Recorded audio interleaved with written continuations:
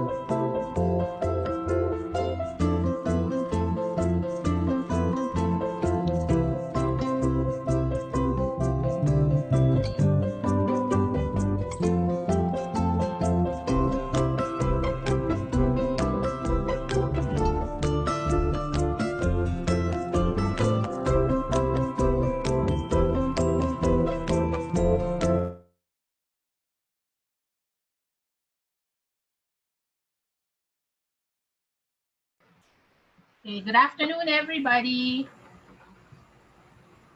Hi. So I am Pat. I'm Teacher Pat.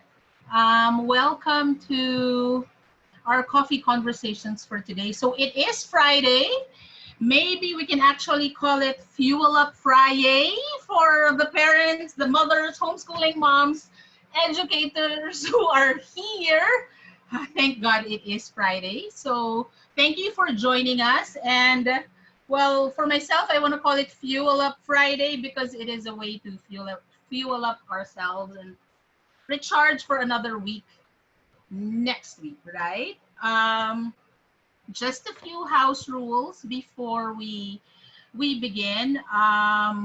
Participants and guests, we would like to request you to keep your mics on mute unless it is time to ask questions. You may ask it live during the Q&A or in the chat box all throughout the talk. And then also, this is a casual coffee conversation. So I hope you have a cup of coffee with you.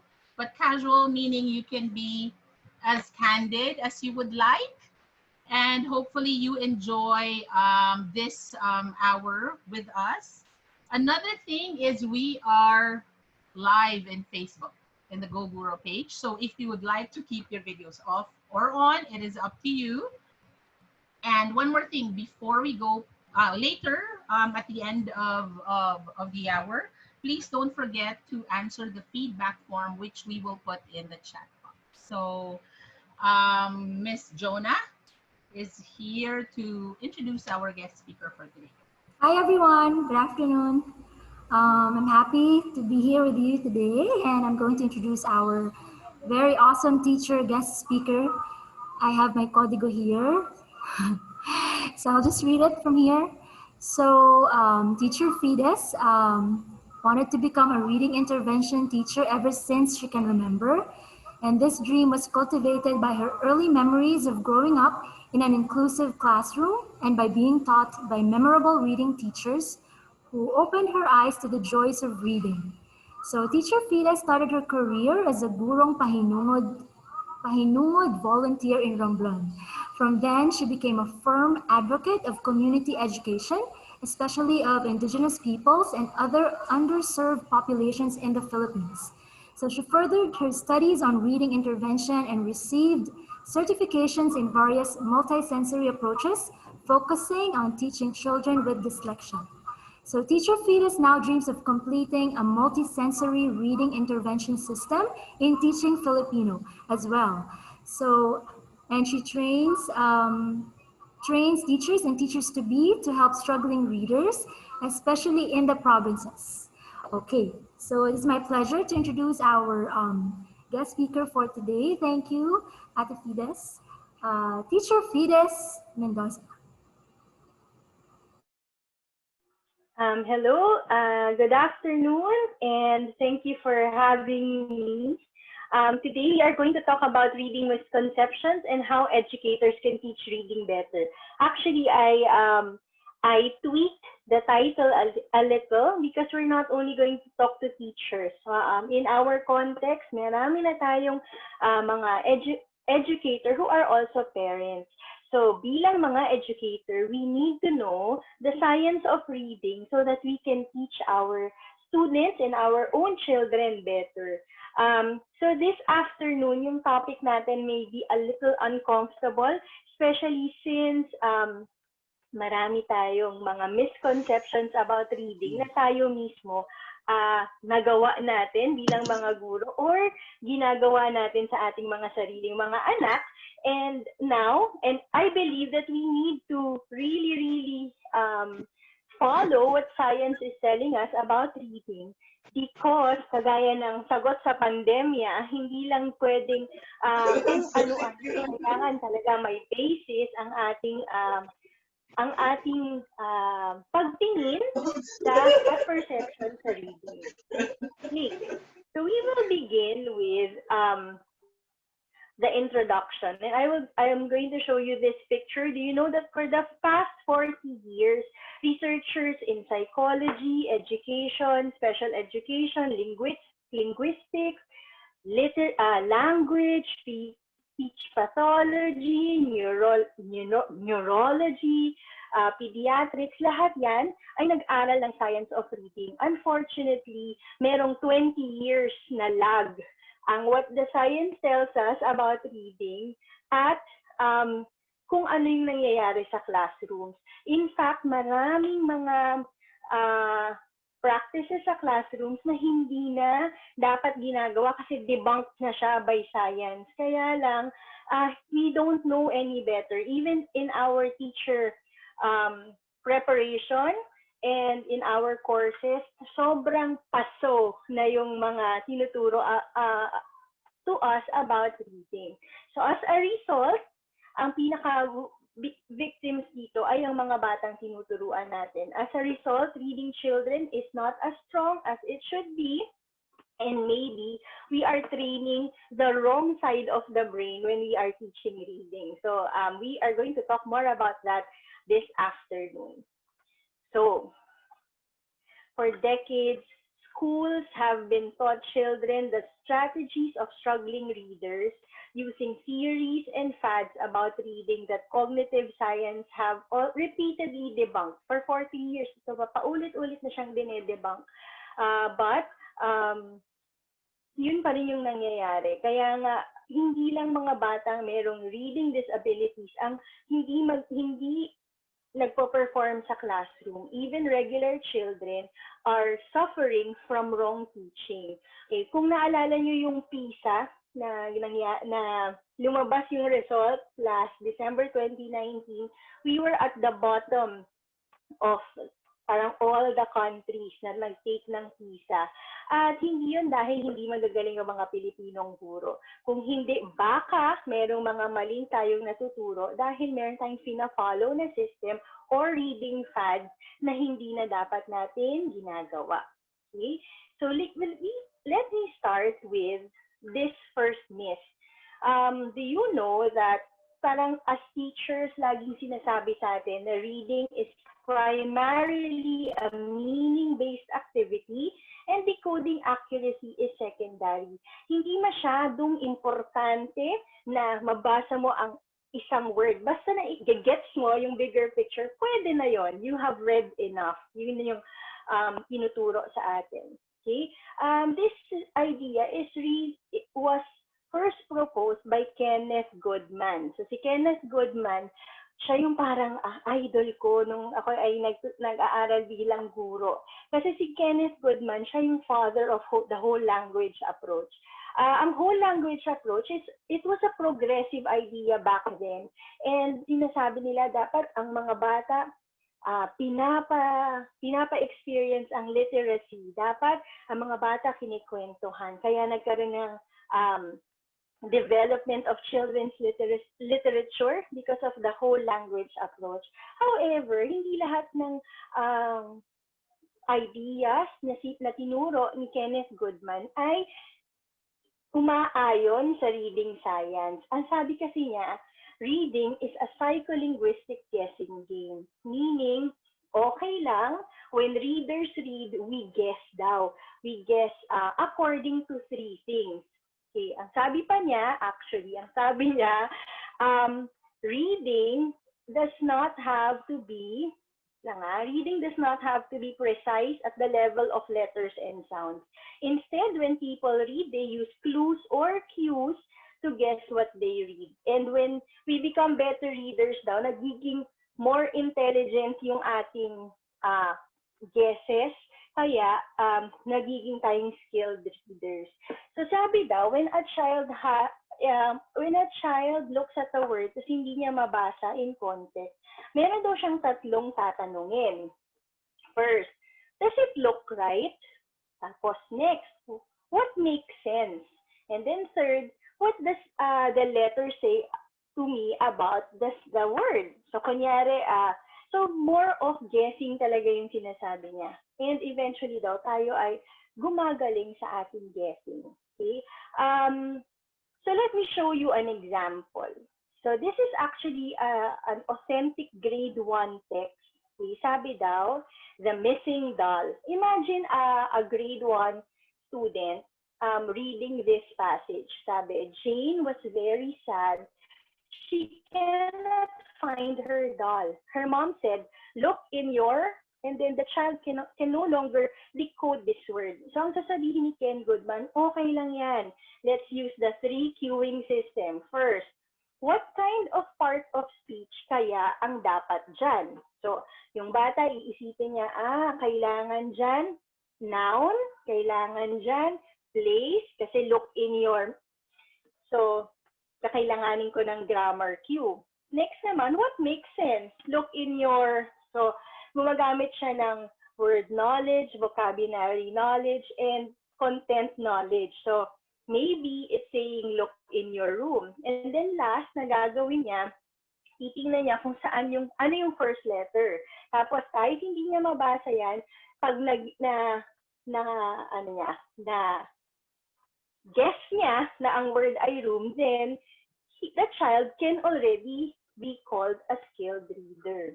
Okay, so yun yung sinasabi ni Ken Goodman. However, science has already debunked this idea. Okay? Sabi ni Goff and Tumner noong 1986, at hindi nga siya masyadong, diba? Hindi siya masyadong bago na sinasabi. Yan nga, kasi nga, ang great ng chasm ng science at saka ng reading practice. So, according to Goff and Tumner, hindi daw.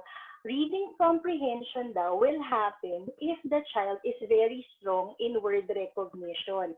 So, kailangan talaga ang bata ay marunong mag-decode accurately and fluently, fast enough so that the mental energies in the brain are freed sa letter sound correspondence at matuon niya ang kanyang energies when it comes to reading. Sabi din ni Goff and Tumner, ang skilled reader daw hindi nagre-rely or hindi nag-over-rely sa context or sa pictures or sa grammar. Dapat ang skilled reader buong-buo na kaya niyang magbasa ng isang word in isolation accurately and fast enough to unlock the meaning of words. So let me show, bakit ako nagkaroon ng pointer? So let me show you ang sabi ni Goff and Tumner. So according to them, word recognition is the accurate and fast retrieval of decoded word forms. Meaning, dapat alam ng bata kahit bali-baliktarin mo ang letter sound correspondence. And when the child has automatically recognized a word, it frees mental resources and allows close attention to the meaning of the text. Because good decoding will now unlock the lexicon of our oral language. So, hindi kasi, ang nangyari kasi yung sinabi kasi ni Kenneth Goodman, mag-rely ka na lang dun sa background knowledge mo, top-down approach. Pero ang sinasabi ng science, it's really bottoms up. You really have to know your decoded word para ma-unlock mo yung meaning ng mga salita. Okay, so this simple view of reading is a mathematical formula. So pinakita siya as a mathematical formula. Sabi daw, to be able to comprehend, dapat buo ang ating word recognition at language comprehension. Kaya very important din, kaya hindi lahat ng whole language ideas ay pangit. Kasi it's very important talaga na kinikwentuhan natin yung mga bata, binibigyan natin ng mga authentic books na pwedeng pag-usapan kasi ito naman yung bumubuo sa language comprehension nila.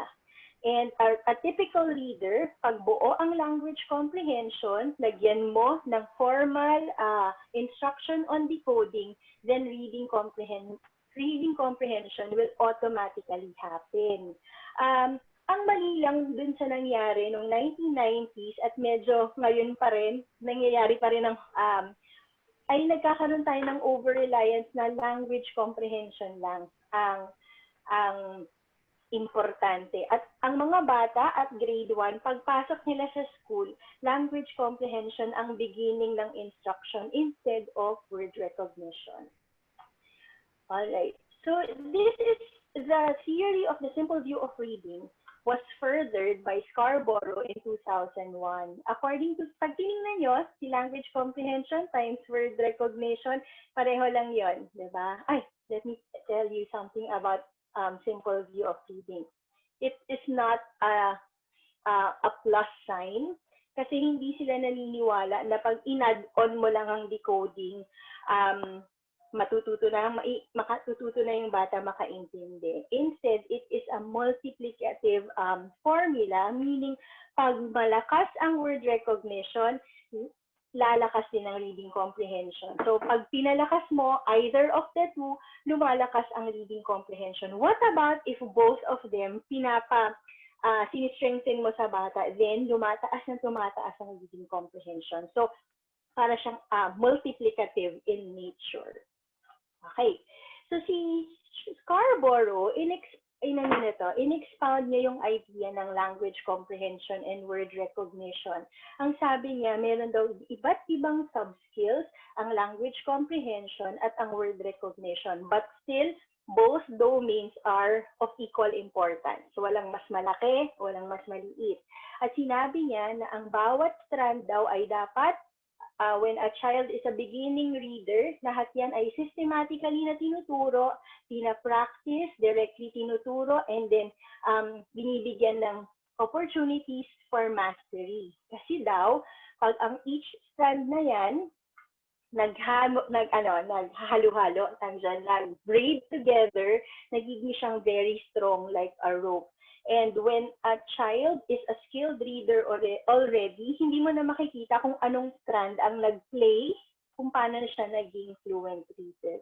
But at the beginning, because this is a developmental theory, so developmental reading yung sinasabi. At the beginning, we strengthen each strand. Pero as time goes on, gumagaling siya, and then the strands become so strong, hindi na natin siya kayang i-pinpoint kung ano yung strand na nag-contribute sa reading. So, dun sa may nabasa ako na it's like baking. Pag naging pag naging cake na yung skilled reading, hindi mo na alam kung nasaan dun. Yung egg, yung sugar, yung flour. Kasi ang sinasabi, lahat ng strands na to ay of equal importance. Okay? So, let's move on. So that was our first myth, na ang reading ay hindi lang primary meaning-based activity. It should be decoding times language comprehension for us to strengthen reading comprehension of our children. So let's move on to the second myth. Okay, kung meron kayong mga tanong pala o masyadong mabilis, just chat in our our chat box, alam natin na this is like a conversation. So, hindi lang ako yung nagbibigay ng information. Pwede nating pag-usapan. Baka mayroong maka-Kenneth Goodman, okay, sa pag-usapan po natin. Okay, so to move on, let me ask you two questions. The first one is, do you believe that if a child is surrounded by spoken language, they will learn to talk? If a child is surrounded by spoken language, will they learn to talk? So, mag-chat Yes. box nga Sumagot kayo. talaga, Anong yes. sagot? Yes. Yes. Yes, so Yes. tama. So most children will learn to talk. No instruction is necessary. Basta ang bata, meron siyang meron tayong anatomy for language, at yun yung ginawa tayo ni God like that, no? Yun yung difference natin above all other creatures. We have a spoken language, and we can develop spoken language naturally. Okay. However, let me now move on to our next question. Now, if a child is surrounded by books and we immerse them in a print-rich environment, will they learn to read? Yes, hotbox naman. Yes or no? Binilhan mo ng maraming libro, authentic books, lahat. So, will they learn to read? Hindi ko nakikita yung chat box pala. Anong sagot? Mixed answers. Yeah. Mixed answers. Okay. So, good. I like mixed answers. Teka lang, ha? Ayan, nakita ka na yung chat box. Opo. Yes, yes, yes. Opo. Not necessarily. Yes, yes, yes. Okay. Alam niyo ba ang sabi ng science? Kahit bilhan mo ng libro, madaming-madami, punong-puno ng Filipino books or English books and all full of picture books, hindi automatic na ang bata ay matututong magbasa. Naalala niyo si Goff and Tumner, yung decoding times language comprehension. Pag maraming libro, ang language comprehension, nakakatulong ang libro sa language comprehension para magkaroon ng vocabulary yung mga bata and understanding. However, the existence of books will not make them automatic decoders. So, yun yung ating second myth. Ang sabi ng second myth, reading is natural. A lot of people and teachers believe that just by immersing children to a print-rich environment like this, reading becomes automatic, just like oral language. And a lot of whole language proponents forwarded this idea that children will read naturally. Bilhan mo lang ng libro, matututo silang magbasa. Expose children to reading and they will automatically learn to read.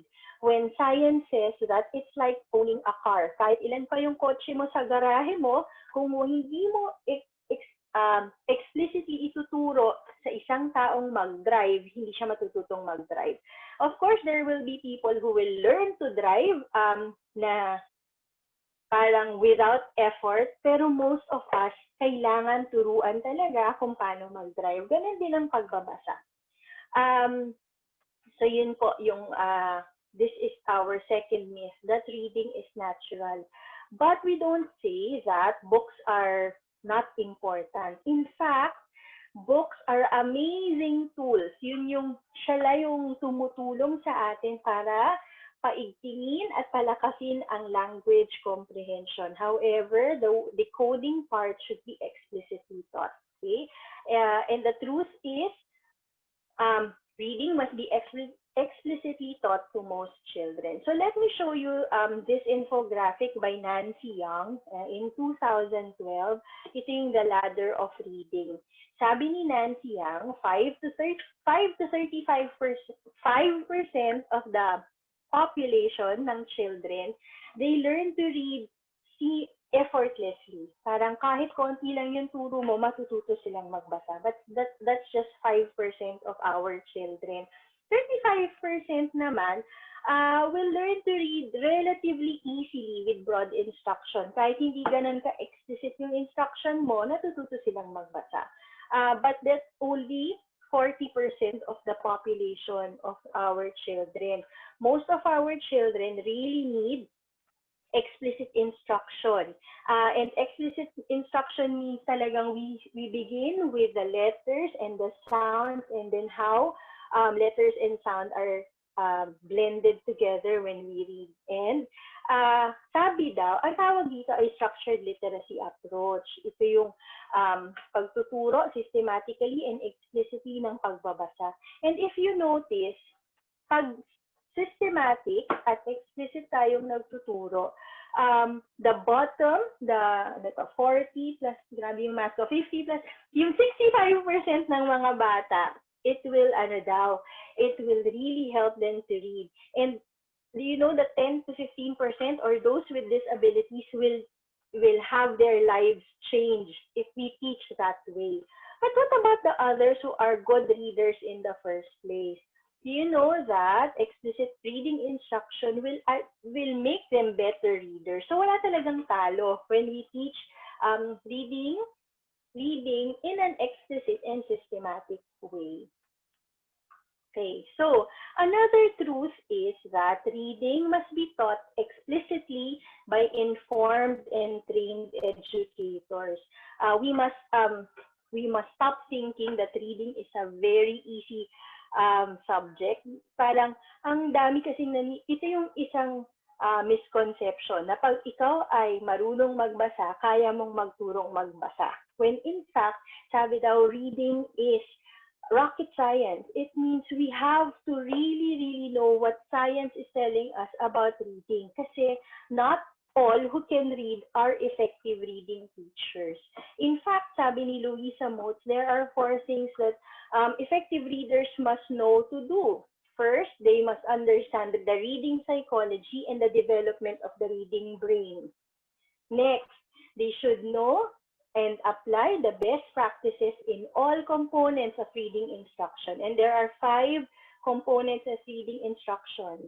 Hindi ko na alam. Phonological awareness, phonemic awareness pala, phonics, fluency, comprehension, and vocabulary. So dapat daw explicitly tinuturo yung 5 components na yon. Next, dapat daw ang magaling na reading teacher o ang effective na teacher ay naiintindihan ang language structures ng tinuturo niyang basahin. Kaya ang mga Filipino teachers dapat naiintindihan ang language structure ng Filipino. Ang English teachers dapat naiintindihan ang language structure ng English. Ito nga pala yung aking thesis. So, ang ginagawa ko, I'm studying the profile of our reading teachers, and I'm checking, kaya nga ba nila o naiintindihan ba nila ang language structure ng mga lengguaheng tinuturo nila? For example, if you're a reading teacher, would you know how many phonemes are in a certain word? Kasi kailangan natin alam to that level yung ating language structure. And then the next one is they should know validated and reliable, efficient assessments to inform classroom teaching. Because we cannot just teach according to the curriculum. We need to know the needs of our students para ang ating instruction ay nag-a-address sa kanilang mga needs at sa kanilang mga strengths. Okay? So that's the second truth, misconception. And again, misconception na ang lahat ng taong marunong magbasa ay pwedeng magturong magbasa. Okay, so the next truth is that, ito si Louisa Motes. Si Louisa Motes, nagfa-fangirling ako lagi kay Louisa Motes. Pag meron siyang webinar, tas 2 a.m., 3 a.m., gigising ko talaga para panoorin siya kasi sobrang galing niya. She is a psychologist and a reading specialist. Ang sabi ni Louisa Motes, reading is rocket science. We need to really put emphasis on studying reading and looking at it at the lens of science. Kasi hindi lang siya binigyan mo ng libro, ang bata matututong ng magbasa. At ang sabi niya, informed teachers daw are our best insurance against reading failure. While programs are very helpful tools, programs do not teach, teachers do. Nung unang panahon, merong isang special reading intervention program na if you get this reading intervention program, parang, I'm a certified blah, blah practitioner of this program. But Louisa Moats is saying that a teacher who is informed, mas talo niya ang kahit sinong programa at kahit galing abroad pa yung binibili nating programa, talo yan ng informed teacher. Kaya nga, bilang magulang, at bilang mga guro na nagtuturo ng reading, it is our duty to equip ourselves with what science is telling us. Because ang programs, nabibili yan, nag-change yan, pero ang reading teacher talaga ang mag-shape ng brains ng mga batang tinuturuan niya. Okay, let's move on to myth number 3. Do you know, the myth number 3 is the brain is wired to read naturally. Okay. So, itong book na to, baka ma-murder ko yung name niya, Dahan. Okay, si Stanislav, yan, si Dahan, feeling ko Dahan yung name niya, kasi French siya. Itong book na to, if you are very serious on the science of reading, this book is one of the must-have. Okay? It's not an easy read kasi puro siya brain science, pero ang dami mong matututunan about the reading brain. And Dahan he won the Brain Prize in 2014. And isa siyang scientist, hindi siya teacher. Tinitingnan, ang inaaral niya, how brains learn to read. And dun sa mga naaral niya, na mas natuturuan ng mga teachers kung paano nga ba ituro ang pagbabasa. Okay, ito yung isa niya na finding. Okay. Sabi daw, the part of the brain responsible to process letters is not originally designed to do that particular job. It has to be rewired to learn and process letters. Nung ginawa ni God ang brain natin, wala talagang makita ang mga scientists na part na nagpa-process ng letters. Ang merong part ay nag-recognize ng faces. Okay? So yung ginagamit natin na part of the brain to recognize letters, ang tawag doon the brain's letter box. Yung part na yon, it was not originally created to process print. In fact, itong part ng brain natin na yon ay it was originally designed to recognize the faces of people we talk to. Okay. Pero, ang galing din, kasi yung brain natin, pag naturuan yung part ng brain na yon, natututo siyang mag-recognize at magbasa. Okay? But the brain has to be rewired. And the rewiring of the brain requires explicit instruction. Okay. So, yan. Sabi daw, reading is not a natural task and children are not biologically prepared to it by evolution, unlike spoken language acquisition. Massive changes are needed at the phonological and at the visual level before children master the skill of reading. Ang maganda kasi dito, ang oral language is hardwired in our brain. All we need is exposure to the language. But you know that the written form is a human invention, diba? And there's just a need for a written form. Kaya yung brain natin, it has to be rewired to read the written print. So, there's no natural brain wiring for recognition of letters in print. So that is why it is our duty to rewire the brain. So, ito na tayo. Sabi daw, coffee conversation, na puro brain na to. Okay, so the reading brain, this is the left side of the brain. And the left side of the brain, as you know, is the part responsible for reading. Okay. Nung inaral ni Dahan ang reading brain, nakita niya na merong 4 parts daw na nagla-light up pag nagbabasa ang isang tao. So the first one is the access to pronunciation and articulation. Meron yung scientific name, pero wag na natin aralin. So gusto ko lang sabihin yung mga yung mga functions nila. So sabi daw, pag nagla-light up ito, sinasabi na ang reading daw talaga nati-trigger ng sound. That's why very important na magaling ang vocabulary ng bata at the same time magaling yung phonological awareness. Phonological awareness is the sensitivity of sounds in words. So pag nakarinig ang bata ng isang salita, dapat yung brain automatically na naririnig niya ang bawat sound at nire-represent niya yun. Okay? So yun yung sinabi ni Dahan. So pag narinig daw or na-trigger ang phonological part of the brain, phonological processing of the brain, nati-trigger din yung meaning part of the brain. So pag dumating yung nabasa ng tao ang printed word na automatically yon natatransform into sounds tapos dumidikit yung meaning. Galing, no? And it's happening 1/20th second. Galing, no? Ang bilis. So, kunyari, nagbasa tayo ng word na reading. Ang ginawa ng brain natin, dinahan-dahan niyang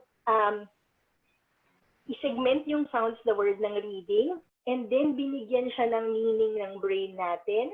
Tapos, ito yung visual letterbox na sinasabi ko sa inyo. This is the part of the brain that we have to rewire. Kasi ito yung part na brain na hindi naman talaga designed to look at print. Instead, to recognize faces and even to recognize places din.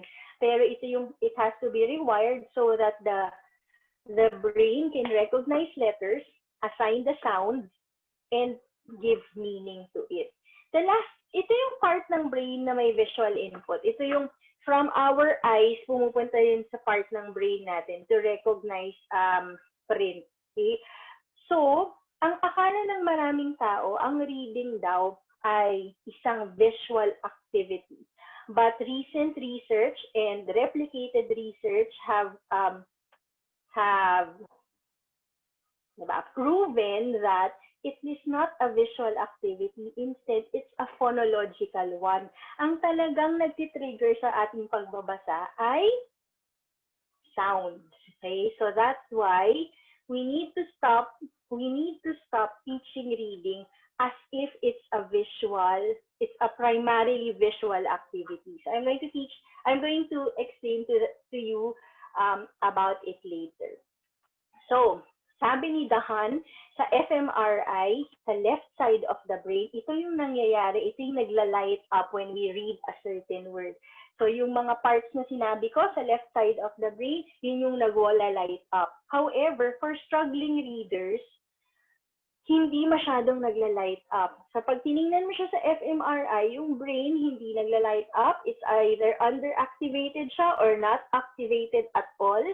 And ang cerebral signature ng poor readers, maliit ang left side of the brain. Ang mas malaki yung right side of the brain. At ang right side of the brain, hindi siya yung dapat nagwo-work. Ito yung mga parts na hindi dapat ginagamit when reading. But struggling readers, ang ginagawa nila, nagko-compensate sila. So, ang ginagamit nilang part ng brain ay yung hindi dapat. Okay? Kaya sila nagiging poor readers. So, imagine daw brushing your teeth. Okay? Ang dapat ginagamit natin ay kamay. Okay? Ang ginagamit ng mga poor readers as comparison ay paa nila. So it still works, but ang hirap-hirap ng effort, di ba? Yun yung part na hindi dapat pinang-toothbrush. But that is what is happening for our poor readers. So, yan. So, ito yung left and right side of the brain. Ang left side of the brain ang responsible for reading. However, poor readers have developed compensatory strategies like guessing, over-reliance on context, and memorizing word shapes. At ang nangyayari ito sa right side of the brain. So talagang mali yung strategies na ginagamit ng poor readers para magbasa. Okay, let's return to the reading lessons na ginawa natin as proposed by reading ang tawag dyan, reading programs na tinuro sa atin. Okay. Nagturo ba tayo ng guessing sa mga bata? Pag hindi nila mabasa yung words, naturo ba natin na what does it look, does it sound right, does it look does it look right, and guess. Kung hindi mo siya magawa, guess. So as a teacher, meron tayong mga strategies na naturo sa mga bata na hindi nagpa-develop ng left side of the brain nila. Instead, we encourage strategies, compensatory strategies, making them poorer readers. Okay, so compensation, because poor reading has not been taught to engage the regions of the brain on the left side, especially the part that needs rewiring. So the brain uses regions on the right side that are not really used for reading. Kaya nga, ang cerebral signature daw ng mga batang may dyslexia ay mas malaki yung right side of the brain nila. Kasi nga, puno nagko-compensate. At ang sad dito, hindi lang mga batang may dyslexia. A lot of our poor readers, compensators sila. So kahit wala silang biological and developmental reading difficulties, because of poor teaching, we have developed that the compensatory strategies that made them use their right side of the brain. Grabe, nakaka-guilty, no? Okay, so let's move on. Okay, the good news is that good intervention and core instruction help rewire the brain. So, dati, trabaho lang siya ng reading specialist o reading intervention teacher para mag-rewire ng brain. But now, it is very important that we advocate that all reading teachers, kahit science teacher ka pa, kasi reading teacher ka pa rin, lahat ng parents dapat ang core instruction ay tama or nagsumasang-ayon sa science para ang madedevelop natin ay yung left side o yung parts na dapat niyang ginagamit when it comes to reading. Okay, the good news is, alam niyo ba na studies show na 16 weeks, about 90 hours of reading, intensive reading instruction, nagre-rewire na yung brain. So sabi daw, 90 hours lang, turuan mo ang bata ng tamang approach in reading, it will look like a good reader's brain. Kasi nga yung brain natin is very plastic. Diba may plasticity siya? Pag tinuruan mo siya, it will physically transform itself para maging skilled reader. Okay, so studies show that there should be 90 to 95%.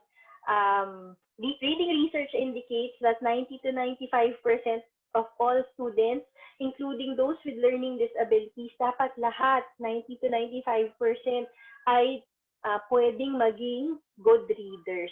Ang missing formula lang ay kung paano magturo ang mga teachers. Gumamit ba tayo ng systematic, explicit, multimodal, and intensive instruction in our core instruction and especially in our intervention program? And informed ba ang mga teachers and parents? Dalawang factors lang ang missing, nagiging poor readers na yung mga bata. When in fact, research has said that 90 to 95% of students can be or can potentially be good readers. So, yon. So, myth number 4, marami tayong fads in our reading classes. So, ang tinuturo natin, reading is primarily a visual activity. Have you tried this fad? Ano to eh? Yung tinatawag na rainbow letters. So, kunyari, yung bata hindi pa marunong Right. Basta ng get, ang gagawin, magro-roll tayo ng dice, tapos trace ng trace, get. Yan. So yan, rainbow letters ang tawag dyan.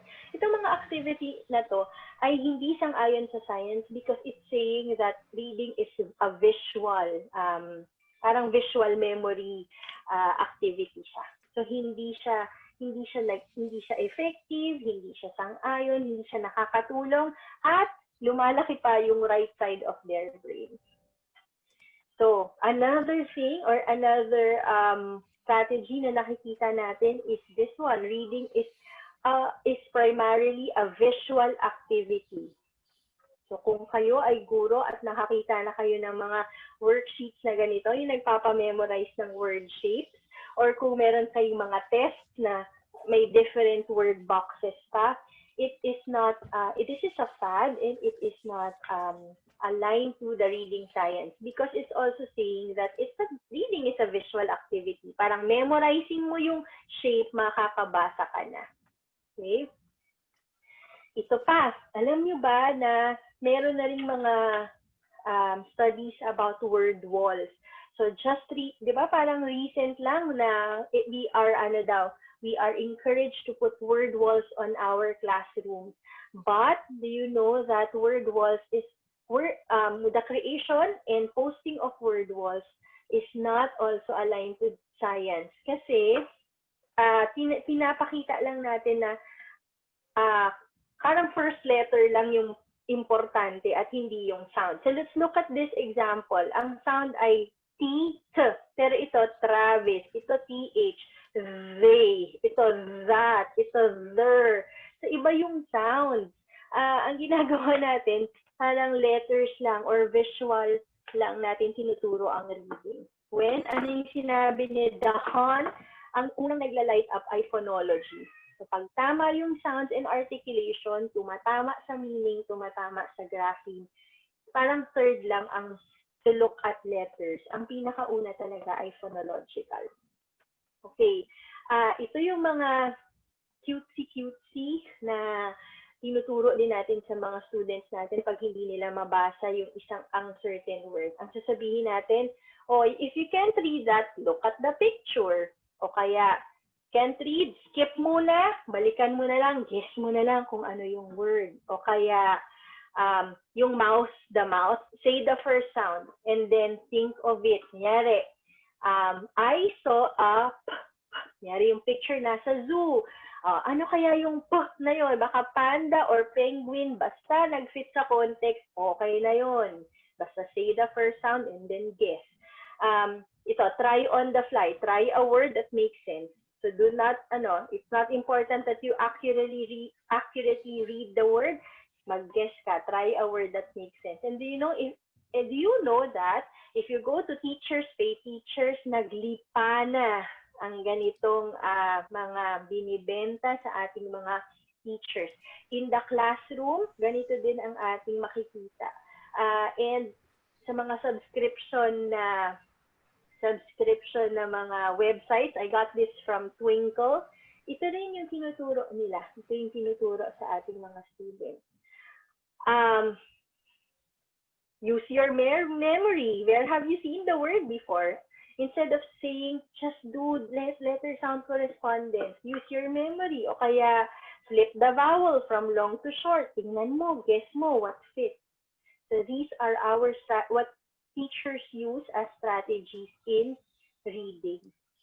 Okay, let's have a case study. This is kinuha ko lang yung picture niya, but I imagine that this is a typical beginning reader, a grade 1 student, at ang tinuturo sa classroom niya ay, una, pinapamaster sa kanyang alphabet, tapos tinuturuan siya ng CVCs using word families, tapos pinapamemorize siya ng Dolch, first grade, Teacher Fides, I'm scared. Parang ganyan ang itsura ng mga tinuturo namin. Yun nga yung next kong tanong. Oh my gosh. Okay. All the guests, are we the same? Ganito rin kayo magturo.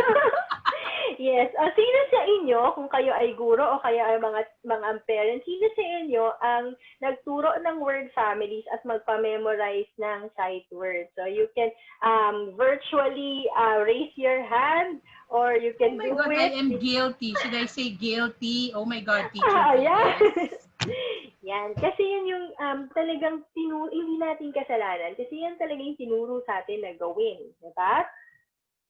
So, yan yung typical na tinuturo. Diba? Tapos, ang typical na papabasahin sa atin ay mga level books like this na at the library. I want you to look back at the child's lesson. Ang child's lesson ay CVC. word families na CVC, tapos may konting sight word list. Pero ang pinapabasa natin sa kanila ay words like at the library. At ang mga librong ito is very heavy on pictures and ano yung tinuturo natin sa kanila? Okay, let's look at the sentence. Kids can play games at the library. In this sentence, ano lang ang talagang nababasa ng bata? Ano lang yung talagang nababasa ng bata? Kung CVC level pa lang siya, ang nababasa pa lang niya dapat ay kids can at. Okay, baka nagpa-memorize ka ng the. Okay? Pero yung play, this is actually a double vowel. Games is a vowel consonant silent E with a letter S. So meron pa siyang mga vowel patterns na masyadong mahirap at pinapabasa na natin sa kanila. Ano yung tinuturo natin na strategy? Look at the picture. Manghula ka. So ang gawin natin, kids can, ano nangyayari? Play, baka it looks right na games. Where? At the library. So it's repetitive. At the library. So ang sasabihin next, kids can, look at the picture. Okay, write stories. At the library. So it's a predictive text. But in fact, they cannot read it yet. Dapat, technically, hindi pa nila mababasa. But what we do is, we encourage guessing, we encourage compensation strategies. Ito na namang right side of the brain ang lumalaki ng lumalaki. It's like teaching them to brush their teeth with their feet. Alright. So another myth is that basta, alam niyo ba na meron na talagang proven point na we really need to teach phonics. But in our schools, merong phonics continuum. Okay. Sabi daw, may no phonics at all. Okay. Pero meron din tinatawag na analytic phonics. Ito yung child-directed. Ito yung incidental. Pag hindi niya alam basahin, tsaka matinuturo yung phonics rules about it. Meron naman letters or sound per week. O kaya word families. O kaya, parang word families na systematic. But science has already told us that, of course, analytic phonics is better than no phonics at all. However, analytic phonics and synthetic phonics are not created equal. Dapat daw, we must do away with word families if we can. Grabe, no? Because word families, encourage guessing and looking at patterns. Okay? Para ka nagpa-pattern lang. Okay? Sabi nga daw, ang word families nag-work siya pag medyo intellectually delayed yung mga bata. But for regular kids, dapat daw naka-synthetic phonics tayo. Okay, so synthetic phonics. Synthetic phonics means we need to explicitly teach the phonics from the letter to the sound. So phoneme, grapheme, correspondence yung kailangan. No two-word families na. So that was my point nung binibigyan natin yung mga bata ng ganito. Isn't it better for them to read with kahit bali-baliktarin mo, basta alam niya yung one letter, one sound, kahit bali-baliktarin mo yan, mababasa niya ang hen, mababasa niya ang cup, mababasa niya ang sub, so they don't have to be taught in as word families. Okay? So, malapit na ba tayo? I think matatapos na tayo. So, the truth is, we really learn from speech to print. Okay? So, very important pa rin ang oral language kasi doon nakapatong ang all decoding and encoding para makarating sa reading comprehension. And of course, writing. Instead of word walls, ito yung pino-forward sa atin. Isang tawag dito ay sound walls. Instead of teaching them letters and patterns, kasi di ba, reading is not a visual activity. It's not primarily a visual activity. It's a phonological one. Instead, ang tinuturo natin, mouth formation. So I recently taught children how to be sensitive with their mouths when they make a sound. For example, yung at saka b. Okay, so if you say p and b, parang pareho lang kung paano natin ginagawa, no?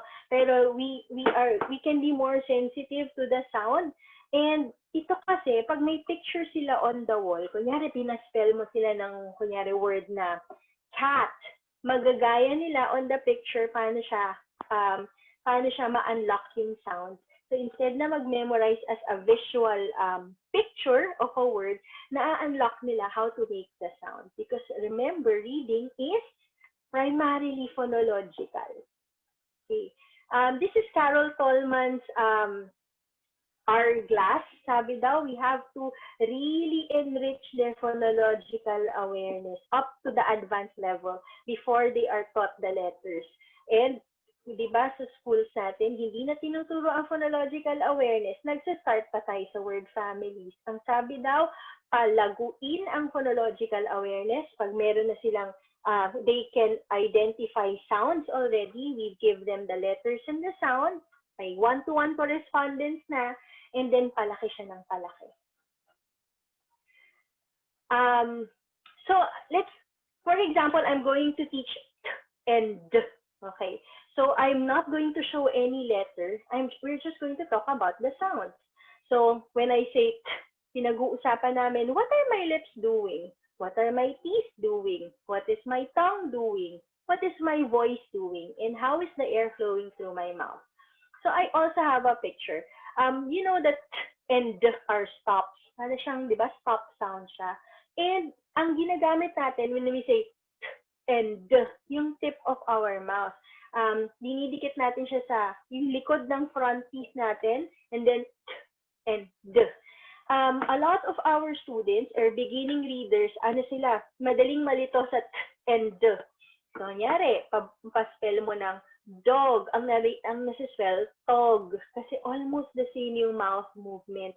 So, when they become sensitive that t is not voice and d is voice, when you ask them to spell, tinitingnan, they become more sensitive, kaya gumagaling sila sa spelling and reading.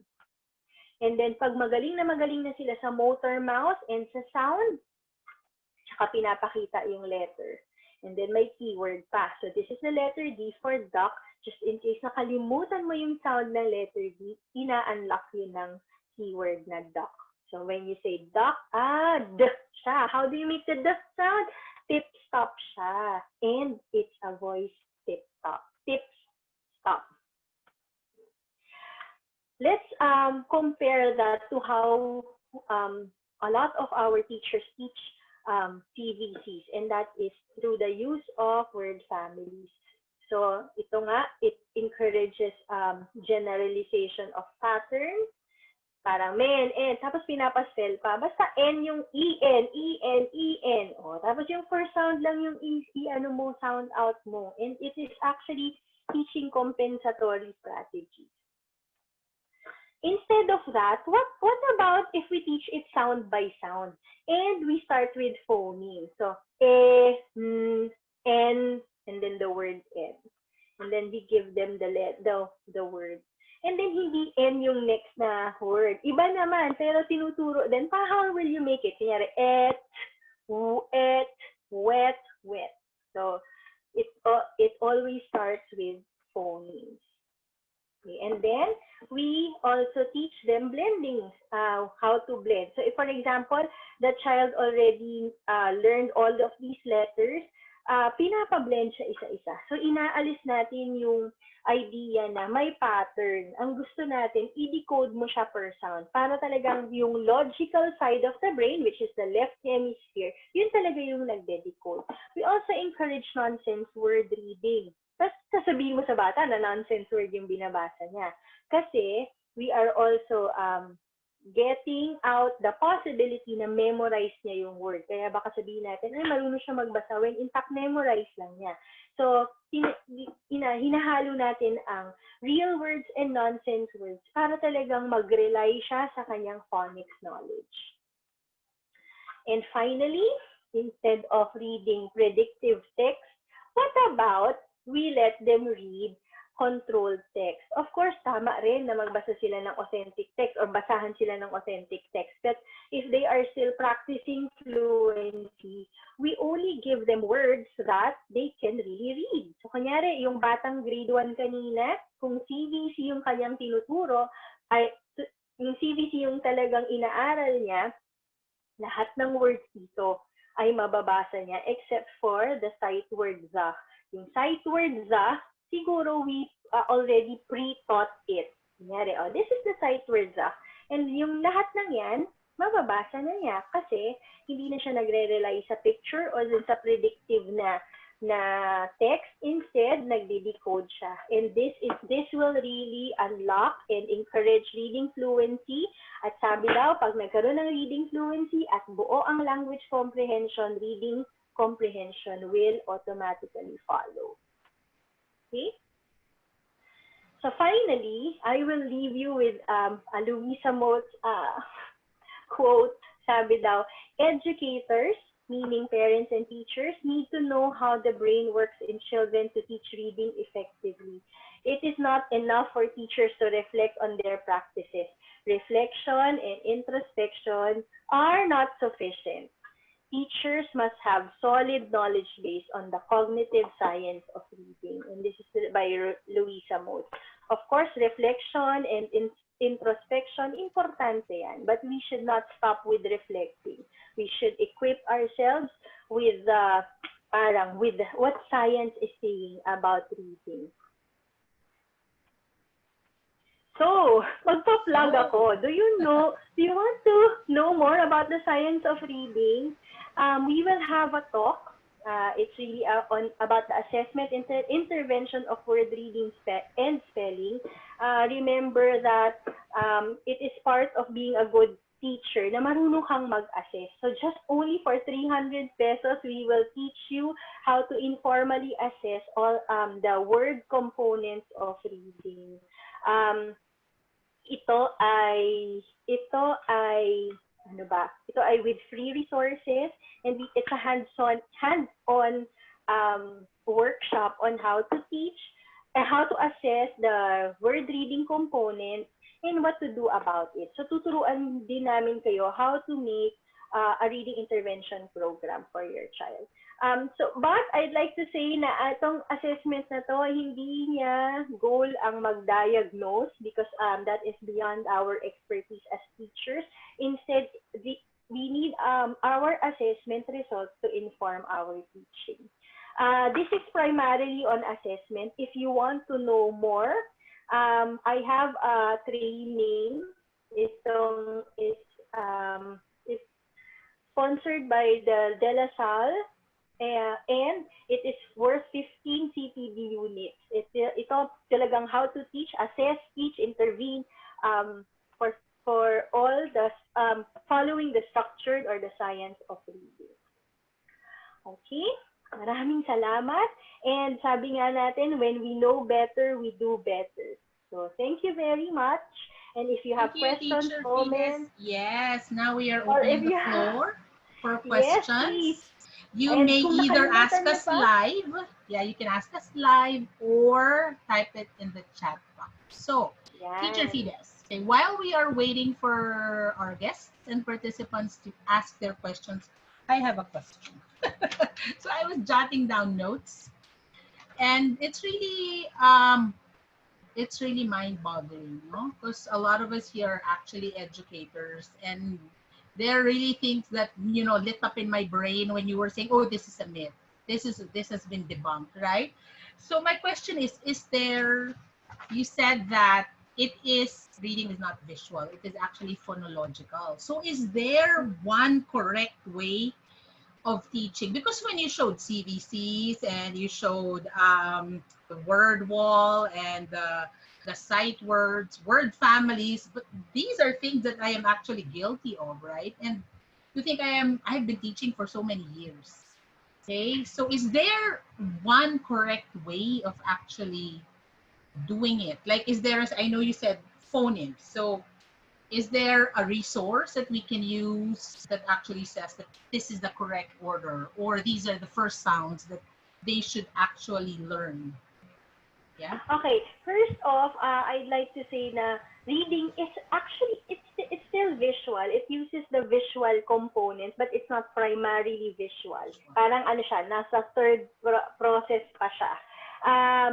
And ang tanong ay, meron bang one way? According to reading science, merong isang proven way ang pagturo sa reading kahit meron kang disability, kahit wala kang, kung regular ka, and it's called the structured literacy approach. Ito ay pre-move ng National Reading Panel ng US at ng iba't iba pang national inquiries kagaya ng UK, ng Australia. Nagkaroon sila ng malakihang research about reading, and pare-parehas yung kanilang na-find out. Ang na-find out nila ay explicitly and systematically teaching phonemes at the smallest level, yun yung talagang pinaka-effective way to teach reading. Yeah. So you mean it's the sound of each letter and letter combinations. So when you select the digraph, the diphthong, the blends. Yes. Tapos, kung naalala niyo si Carol Tolman, na ang sounds daw, dapat it starts from the bigger chunks to the smallest chunks. So, kunyari, syllables muna bago phonemes. So, pag magaling na silang makinig ng mga smaller chunks of sound, then mag-start tayong magturo ng smallest grapheme or smallest letter. And then it will build on to digraph. So, pag ganun siya. Parang siyang, ang tawag doon? Hourglass. Hourglass, right. Okay, Teacher Fides, we have a few questions. Thank you for that. So from Miss Gemma Bell Villar. So for beginners, we will start with phonics first, and then sound, show the letters and introduce the sound. For beginners, as in baby pa, kunyari, baby pa, ang una muna ay kwentuhan. Oral language. Alam din si Goff and Tumner. Yes. So language comprehension muna yung ipapaigtingin natin. So kwentuhan muna natin, kakausapin, and when it is time to formally teach reading, we start with sounds. We always start with sounds. The sensitivity to sounds, and then we show the letter, and din natin tinuturo yung handwriting component.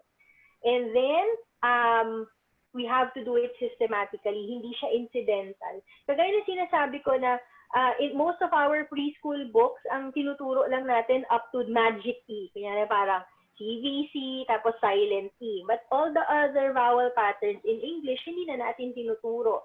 Parang bahala ka na mag-guess o bahala mo nang maintindihan kung paano magbasa ng ibang phonemes, phonograms, like for example, the IGH, na bahala mag-isip na I yan, ha? O kaya yung AI, AY, so na bahala. Basta sinuruan kita ng A, E, I, O, E. Yun. There is another question. I think this was during pre-registration. It was sent to us. How do you teach reading to a child who has difficulty pronouncing sounds? He is 5 years old and he cannot even pronounce his name. Ay, okay. So even before we formally teach reading, we have to check on his sounds. Okay, I encourage you to go and visit a developmental pediatrician and or a speech language pathologist. Kasi nga, di ba, ang sinabi natin, ang oral language, it's natural. So, pag merong articulation problem, then it will really affect, ang oral language, it will really affect reading in all printed and written language. Kaya kung merong nahihirapan sa articulation, we need to fix that para i-a-arrest na natin yung difficulties. Yes. Okay, thank you for that. We have another one from Mr. Richard Amores. How do you motivate a 4-year-old child with very good vocabulary to read? Talks well but does not want to study. Okay. How do you teach them phonological process also actually? Yeah. Okay, ang 4-year-old baka masyado pang bata para magbasa. So meron din tayong optimal time to teach reading. Okay. Sabi daw, in science 7-year-old. Pero sa atin, kasi nasa Philippine context tayo, by grade 1, dapat sobrang galing na nila magbasa. Right, So, exactly. I was dapat, going to say that by grade 1, and right oo, now grade 1 is 6 years old, they are already yes, expected to read to paragraphs read. and write paragraphs in entrance Yes, tests, you're right. right? Kaya nga, yun nga nangyayari, nagkakaroon tayo ng akala natin delayed yung mga bata when in fact yung curriculum yung merong discrepancy. Developmentally, ready daw ang brain by 7 years old. At 4 years Wow. old, how do you motivate? Right. With a lot of good storytelling and then play-based. Pero sana pag 4-year-old, masyado pang bata. Siguro mga 5, i-delay pa natin ng mga 5. Kasi according to studies din, alam nyo, inaral kung maaga bang natuto yung batang magbasa, meron ba siyang advantage when it comes to grade 4 in terms of reading comprehension?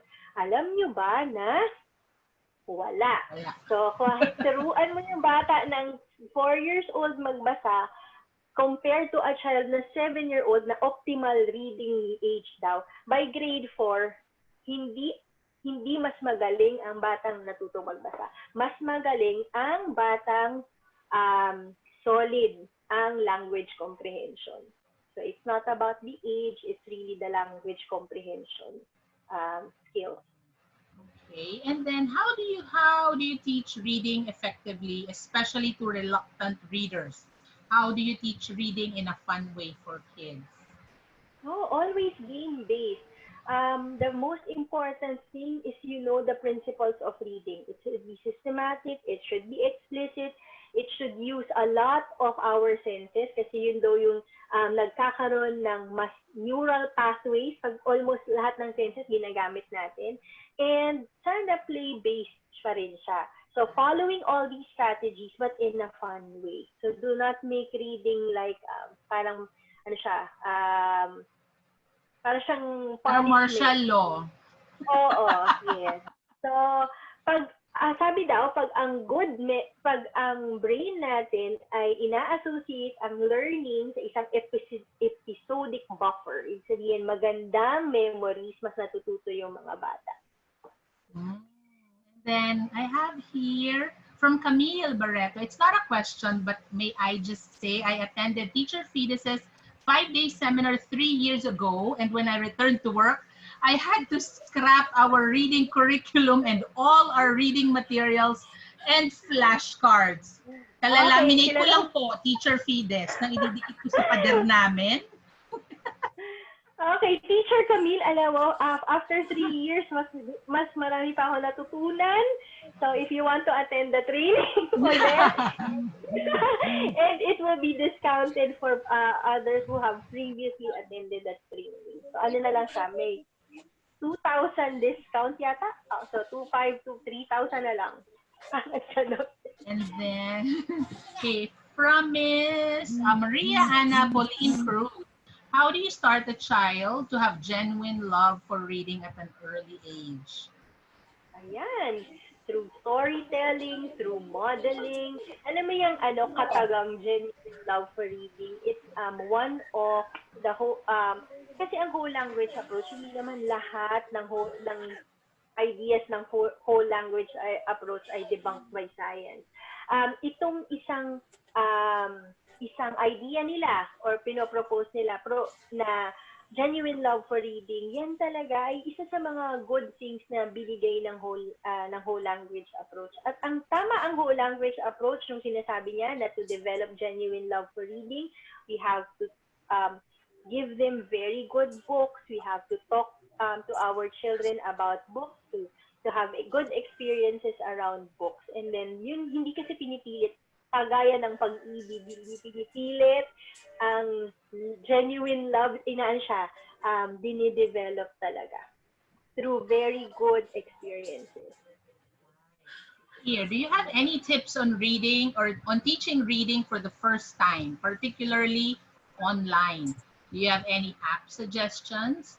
And what if the student tends to guess words like, okay, hold on, tend to guess words while reading? Please give some effective strategies. Thank you. Yan talaga yung mga ang hirap baliin, lalo na pag nire-reinforce sa school na mag-guess ng mag-guess. I will start with talagang equipping myself with what the science is really. So, i-google mo lang siya, tsaka yan, si Dahan, maraming mga libro on the science of reading. We really have to equip ourselves kasi hindi malayo na gumagawa tayo, nagde-develop tayo ng mga batang compensators. At ang batang compensator, reading compensator, hindi mahirap maging skilled reader. Ito yung mga batang yan, bababa ang mga test scores kasi nga their brains are trained to guess. Okay, so we can only guess up to grade 4 text daw. Pag naka-jargons na, kunyari high school ka na, kunyari chemistry, kaya mo pa bang mag-guess? Hindi na, di ba? So up to a certain point lang, and then they really have to learn phonics. Yeah. And then, okay, talking about quiz, how do you measure improvements in reading comprehension? From Sir Richard Amores. Okay, there should be a baseline first, a pre-test. So you cannot gauge reading comprehension improvements just by feeling it. So kailangan talaga, ang sabi daw, ang lahat ng i-measure mo, pwede mong i-improve. Okay? So para yan pagpapayat, 'di ba? Parang if you do not get your baseline weight, hindi mo makikita yung improvements mo, talagang pumapayat ka. So assessment talaga, there should be a pre-test, and there are tests like informal assessments, and there are also standardized tests to gauge reading comprehension skills, and then with good instruction, makikita natin kung may improvement or if our program is effective or not. But first, sir, we need to have a baseline score. Okay, and then here from Miss Wally and actually Miss Claudine. How do we get the discount? How can I also avail for a discount? It's because the advocacy is to really spread the science of reading. The 5,000 pesos for 6 weeks and 15 CPD points, parang grabe ng discount yun, no? Pero I want the mga returnees kasi I've trained for the past 3 years, and I'm really encouraging returnees kasi nga mas marami na tayong natutunan ngayon. And I want to yung mga na-train ko na before, na meron na kaming network of teachers that can use that are very good or that are practitioners of the structured language approach. So sinasabi ko, I'm encouraging the returnees na balik kayo so that we can upgrade your learning, kaya sila yung may discount. Right. Okay, so discounted na po pala yun. Because you will be learning a lot, yes. Okay, and then any tip in teaching reading to students whose English is not their first language? Hold on, let me go back if I asked that correctly. So yung mga English language learners, no? Yes. Ang mga English language learners, babalik tayo kay Goff and Tumner. So, hindi kasi kahit marunong silang mag-decode, kung hindi nila naiintindihan yung mga words na binabasa nila, there will be no reading comprehension.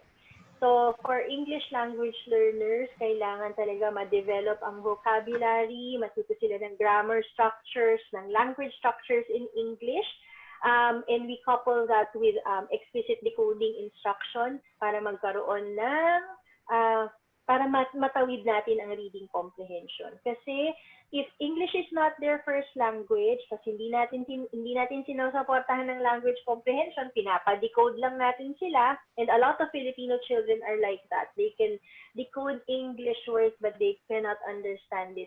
Hindi pa rin siya magiging effective reading. So, kung hindi siya masyadong magaling sa English at may mga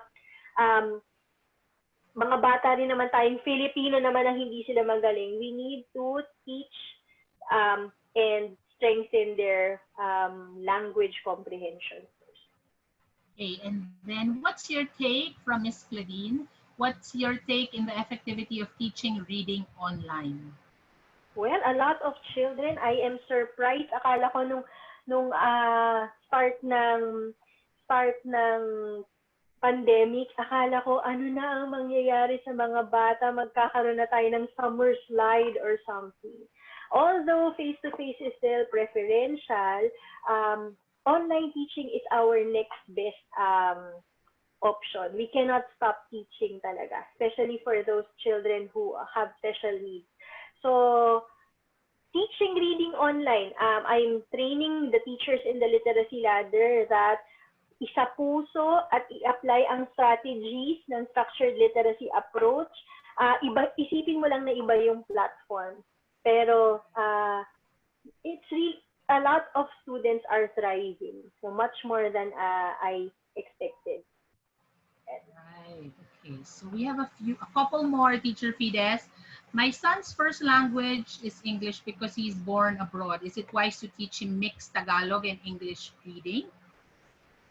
Reading or oral language. Ano po ang context nyo? Kung nakatira po kayo sa Pilipinas, at inevitable na magkakaroon siya ng Filipino subject, kailangan turuan pa rin siya ng Filipino. Kasi ayaw naman natin mag-develop ng generation ng mga Pilipinong bata na hirap naman sa pagbabasa ng Pilipino. Naalala niyo nung generation natin, bumabagsak tayo sa English, pero pag Filipino, ay okay lang, Filipino lang yan. Pero ngayon, nagbabaliktad na. Okay? So, kung inevitable na kailangan ng Filipino subject in your context, then bilingualism is the way to go. Then we have a question from Ms. Clarence Rosita. Hopefully, this is okay to ask. What is your take on the Kumon reading program? Come on. Putting you on the spot, Teacher Fides. I haven't really studied the common reading program, but I can tell you things that are, I don't know, hindi ko pa siya nakikita actually, pero ang principles lang na nag-work sa reading ay one-to-one correspondence, explicit instruction, systematic instruction, multi-sensory, as much as possible, and intensive. So if any reading program, kahit hindi common, o kung kahit anong reading program, pag hindi siya sumaswak din sa principles na yun, hindi siya effective for many of our students. But do you remember the ladder of reading? May mga 5 and 35% na kahit broad reading instruction nag-work for them. So I think that the common will work for some children, but not for all. How can you, from Miss Abigail May Baldono, how can you teach a 14-year-old who is a slow reader? Okay, we need to assess. Why is he a slow reader? Is he having trouble with decoding? Is he having trouble with language comprehension? Is there oral language difficulty? We need to know the root so that we can intervene. So it's still the baseline. Kung age lang yung factor, mahirap yan masagot. So bakit, ano bang pagka-slow? Is it fluency? Is it comprehension? So we really need to assess. Notion. And then from Miss Camille Barreto, teach, the year I attended your workshop, that's also the time my daughter started learning to read. But since she doesn't like sit-down activities, I mostly taught her reading through our read alouds. So I taught her the digraphs and long vowel sounds through that. Is that advisable? Okay. Merong mga read aloud na kunyari this is a book, and then that the parent will say once upon a time, yung habang nagbabasa tinuturo. That is promoting, anong promoting yan, Teacher Camille? It's promoting visual memorization of words. So if you're doing that, hindi siya phonological in nature. So no, but if you are sounding it out, habang nagbabasa ka, you are sounding it out and you're teaching grapheme, phoneme, relationship systematically and explicitly. Teacher Fides, if we're gonna teach it that way, matagal makatapos ng isang story. Actually, oo, totoo yan.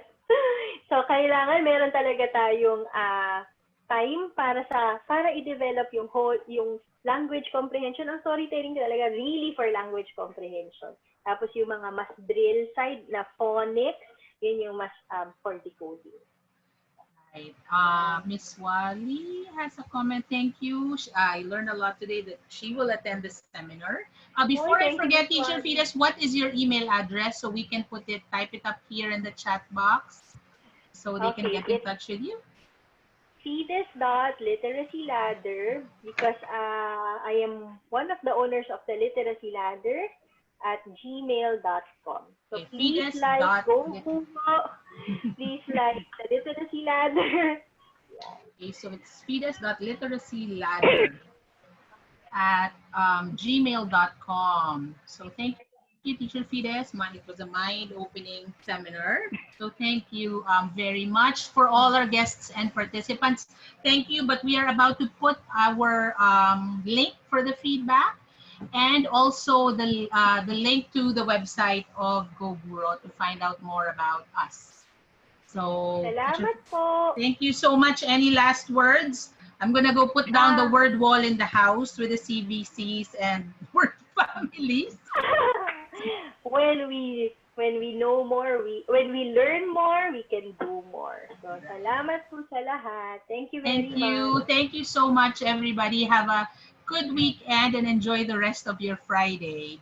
Please answer the feedback form before you leave. Thank you so much.